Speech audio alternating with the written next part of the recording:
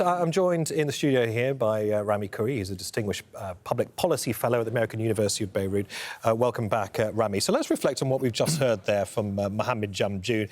This decision by the Israeli authorities to cut this pivotal camera position that, ever since the very start of the war, has been staring uncompromisingly into Gaza. It's caught an awful lot of detail over the many months of war. The Associated Press has thousands of clients around the world. It's one thing trying to silence Aljazeera, but what about the Associated Press? What do you make of that? Well, it's the same process, the same reasons that Israel closed down Jazeera and has murdered something like 130 journalists, imprisoned 20 or 30, killed the families of some journalists, and obstructs any foreign journalists from coming, bans them from coming into Gaza. The Israelis have always preferred, and the Zionists before the State of Israel, to operate in the dark. They don't like the world to see what they're doing. One of the great deeds that Jazeera and local journalists in Gaza, Palestinians, have done is to present to the world a reality of what's actually going on, rather objectively and clearly and visually.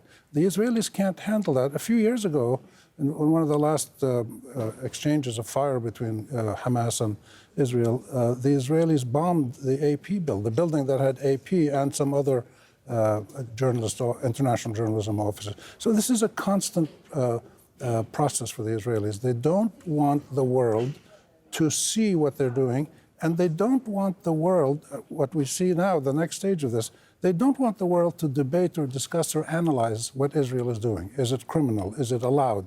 Is it reasonable? They don't want Israel to be treated like other countries. They want it to be exceptional, above the law, and immaculately moral. It seems as though they've almost sort of fallen foul of their own emergency laws that have been brought in since the start of this conflict. Obviously, Al Jazeera has been banned from operating there, but they now have to enforce it in other ways as well, by targeting the Associated Press. But as I said, the Associated Press is an American organisation.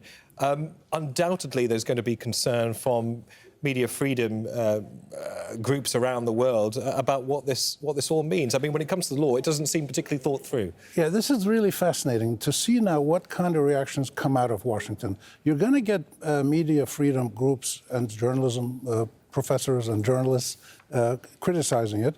You're probably going to get a lot of people in the Congress and the executive branch saying, well, you know, Israel has legitimate right to defend itself, and this is part of that process.